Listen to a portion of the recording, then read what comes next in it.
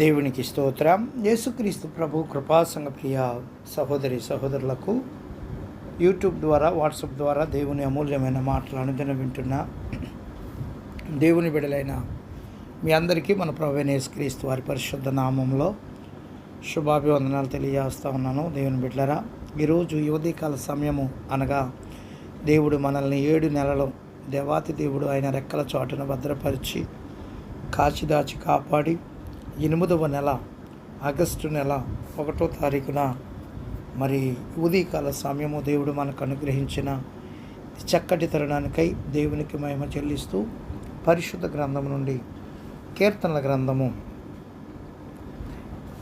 55వ కీర్తన 22వ చరణాన్ని చదువుకుని కొద్ది నిమిషాల వాక్యాన్ని ధ్యానించుకుందాం. నీ భారము యెహోవా మీద మోపము, ఆయనే నిన్ను ఆదుకొనును.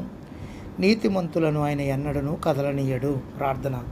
పరిశుద్ధుడ ప్రేమమేడ మా తండ్రి, వాక్యమైన దేవ నాతో మాతో మాట్లాడి మమ్మల్ని బలపరచుమని యేసుక్రీస్తు వారి నామంలో ప్రార్థించి వాక్యమును ధ్యానించుతున్నాము తండ్రి, ఆమేన్. ప్రభునందు ప్రియ దేవుని బిడ్డలారా, మనకు తెలియజేస్తున్నటువంటి మాటలు మనం ఇక్కడ గమనించినట్లయితే కీర్తనల గ్రంథము 55వ కీర్తనలో భక్తుడైన దావీదు గారు ప్రధాన గాయకునికి తంతి వాద్యముల మీద పాడదగినది దావీదు రచించినది దైవ ధ్యానము అని తెలియపరుస్తూ శత్రు భయము చేత చింతాక్రాంతుడైన వాని యొక్క ప్రార్థనను కూడా మనం గమనించవచ్చు. మొదటి చరణంలో దేవా శివయోగ్య నా ప్రార్థన ఆలకింపుము, నా విన్నపమునకు విముఖుడవై ఉండకుము. అంటే చెవియొగ్గి నా ప్రార్థన ఆలకించు, నాకు దూరంగా ఉండొద్దు అని ఎంతగానో మొరపెడతా ఉన్నాడు. ముందుగా మనం చదువుకున్నాం 55వ కీర్తన 22వ వచనంలో, నీ భారం యెహోవా మీద మోపము, ఆయనే నిన్ను ఆదుకొనును. నీతిమంతులను ఆయన ఎన్నడను కదలనీయడు. దేవుని బిడ్డలారా గమనించండి, దేవుని పట్ల నీతి న్యాయములు కలిగి దేవుని యందు భయభక్తులు కలిగి మన భారాన్ని దేవుని మీద వేసినప్పుడు ఆయన ఆదుకుంటమే కాకుండా ఎన్నడూ కూడా కదలనీయకుండా, ఏ రీతిగా కూడా కష్టాల్లో ఇబ్బందుల్లో పడకుండా సమస్యలు ఎదురవుతున్నప్పుడు చక్కటి ఆలోచన ఇచ్చి జ్ఞానమునిచ్చి కాపుదలనిచ్చి కాపాడుతాడని ఇక్కడ మనకి కనబడతా ఉన్నది. దేవుని బిడ్డలారా, ఇక్కడ మనం చూస్తే తెలియపరుస్తున్న మాటలో దావీదు గారి కీర్తన రచించాడు. దేవుడు మనల్ని పోషించి సంరక్షిస్తాడని దేవుని పైన మన భారం ఉంచగలిగితే, ఆయన పైన విశ్వాసంతో ఆధారపడగలిగితే దేవుడు తప్పక మన భారాలని చులువు చేస్తాడని, అయిన వారు దగ్గర స్నేహితులు సన్నిహితులు మనకు వ్యతిరేకంగా మోసం చేయ ప్రయత్నించినప్పుడు భరించడం చాలా కష్టమండి. బహుశా ఈ కీర్తన అబ్షలోము తిరుగుబాటు చేసిన కాలంలో కానీ, లేక దావీదు గారి దగ్గర ఎంతో సన్నిహితుడిగా ఉన్నటువంటి అహితోపేలు మోసం చేసిన సందర్భంలో కానీ అంటే ఇంకా అనేక సమస్యలతో బహుశా ఈ కీర్తన 2వ సమూయేలు గ్రంథం 15వ అధ్యాయంలో లేక 16-17 అధ్యాయాల్లో మనకి కనపడతాయండి. 12-14 వచనాల్లో ప్రవచనాత్మకమైనవి.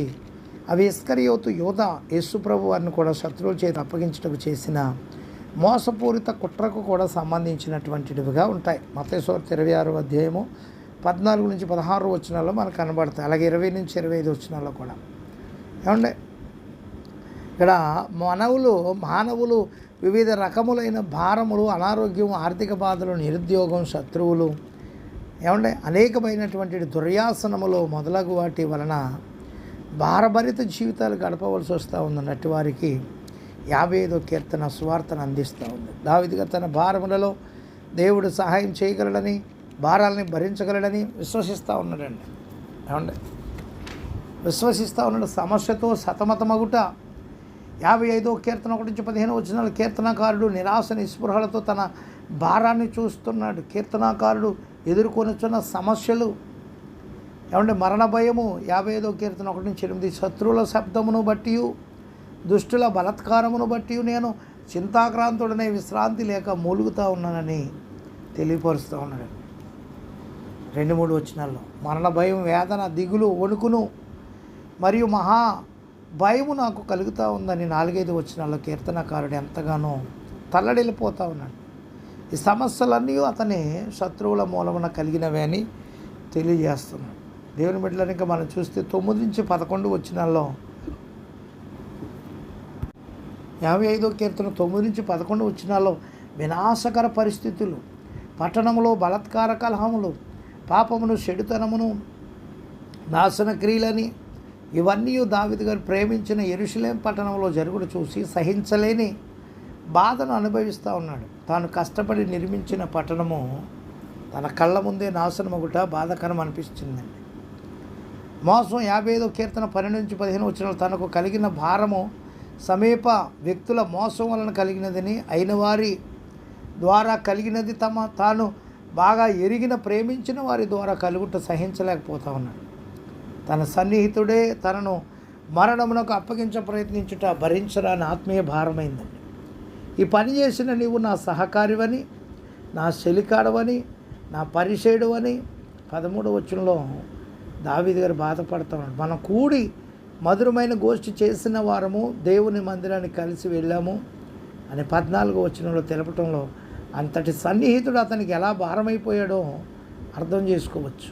ఆత్మీయ సహోదరుల చేతిలో మోసపోవడం భరించరాని భారంగా తెలియజేస్తూ ఉన్నాడు. నిజమే, నమ్మకంగా ఉంటూ, దగ్గరగా ఉంటూ, సన్నిహితంగా ఉంటూ, ఏమంటే ఏదైనా చిన్న పొరపాటు జరిగినప్పుడు, మోసం చేసినప్పుడు ఎంత కుమిలిపోతారండి ఆలోచించండి. అదే జరిగింది దావీదు గారి జీవితంలో. అందుకే చెప్తున్నాడు, ఏమంటే విశ్వాసంతో అధిగమించటం 16-23 వచనాల్లో భారంలో దేవుని యందు విశ్వాసం ఉంచడం కష్టమైన విషయమే. ఆయనను కీర్తనాకారుడు దేవుని సహాయమునందు విశ్వాసం ఉంచుతూ ఉన్నాడు. దేవుని బిడ్డలను గమనించండి. మనం అనేక సార్లు ఒకటి తర్వాత ఒకటి సమస్యలు, ఇబ్బందులు అన్నీ కలుగుతూ ఉన్నప్పుడు ఎలాగని మనం ఎంతగానో భయపడిపోతూ ఉంటామండి. దేవుని బిడ్డలారా, దేవుని యందు విశ్వాసం ఉంచమంటా ఉన్నాడు. ఏమంటే తప్పించుకు పారిపోవాలన్న శోధన 55వ కీర్తన 6-8 వచనాల్లో కీర్తనకారుడి భారం నుండి తప్పించుకొని పారిపోయి దూరంగా అరణ్యంలో నివసించాలని తలంచాడు. భారమును పడవేసి తప్పుకు పోవాలని సహజంగా ఆలోచిస్తారు. సులభమైన మార్గం కొరకు శోధన 55వ కీర్తన 9లో 15-23 తన శత్రువులను నాశనం చేయమని కీర్తనాకారుడు ప్రార్థిస్తూ ఉన్నాడు. తనకు విడుదల కలగజేయమని ప్రార్థిస్తూ ఉన్నాడు. ఇది సహజంగా మనము శ్రమలు, సమస్యలు ఎదుర్కొంటూ ఉన్నప్పుడు ఆశించే సులభ మార్గం అండి. దేవుడు సమస్యల నుండి వెంటనే మనకు విడుదల కలగజేయకపోవచ్చు, లేదా మనం అడిగినప్పుడల్లా విడుదల చేయకపోవచ్చు, లేదా మనం ఆశించిన రీతిలో మనకు సహాయపడకపోవచ్చు. దేవుడు సర్వజ్ఞాని అండి కనుక తగు కాలంలో తగిన రీతిలో ఆయన తప్పక జవాబిస్తాడండి. మనకి ఖచ్చితంగా ఆయన జవాబిస్తాడు తగిన కాలంలో, తగిన సమయంలో. ఏమంటే అందుకే 16-19 వచనాల్లో నమ్మకం గురించి తెలియపరుస్తున్నాడు. అలాగే 22-23 వచనాలు కూడా నేనైతే నీ యందు నమ్మిక ఉంచి ఉన్నాను. కీర్తనాకారుడు తన నమ్మకాన్ని 2 విధాలుగా పొంది ఉండవచ్చు. 16-19 దేవుని వైపు తిరుగుట, భారములో, బాధల్లో, భయాందోళనలో కీర్తనాకారుడు దేవునిపైన ఆధారపడ్డాడు. ప్రార్థన ద్వారా దేవుని సహాయాన్ని కోరుకున్నాడు. విశ్వాసంతో ప్రార్థన చేశాడు. ఆయన నా ప్రార్థన ఆలకించను అన్నాడు 17వ వచనంలో. ఏమంటే సమాధానం కలిగజేశాను, నా ప్రాణమును విమోచించి ఉన్నాడు అన్నాడు 18వ వచనంలో. మూడవది విసుకక ప్రార్థించాడు 17వ వచనంలో. ముమ్మారు సాయంకాలమున, ఉదయమున, మధ్యాహ్నమున ప్రార్థించాడు. ఎబ్రిలకు దినము ఏమంటే సూర్యాస్తమయముతో స్టార్ట్ అవుతుందంటండి. అందువలన సాయంకాలంతో మొదలుపెట్టి ఉండొచ్చు. దానియేలు గ్రంథం 6-10లో, అపోస్తలుల కార్యముల గ్రంథం 10వ అధ్యాయం 9-30 వచనాల్లో కూడా మనకు కనబడుతుంది. దేవుని పైన తన భారమును మోపాడండి. 55వ కీర్తన 22వ వచనంలో మనం చదువుకున్నాం కదా ముందు. ఏమంటే మన భారం ఎవరి మీద మోపాలి? దేవుని మీద మోపాలి. కొన్నిసార్లు దేవుడే మనపై భారం మోపి మనల్ని క్రమశిక్షణలో మలుస్తాడండి. మోయలేని భారం ఆయన మోపడం. దావీదు గారు తన భారమును దేవుని చేతులకు అప్పగించుటలో నెమ్మది పొందాడు. దేవుడు తప్పక మన భారములను సులువు చేసేవాడై ఉన్నాడని ప్రభునామలో తెలియజేస్తూ ఈ మాటలు ముగిస్తూ ఉన్నాను. మనము దేవుని మీద నమ్మకం ఉంచాలని, విశ్వాసం ఉంచాలని, దేవుని మీద ఆధారపడాలని తెలియపరిచిన మాటలు మన వినికిడిలో దీవించునుగాక. తండ్రి, కుమార, పరిశుద్ధాత్మ త్రియేక దేవుని దీవెన మనెల్లరకు తోడై ఉండి కాపాడును గాక. ప్రభు పనిలో మీ ఆత్మీయ సహోదరుడు పాస్టర్ ఎలీషా రాజు మస్కట్ నుండి. God bless you all.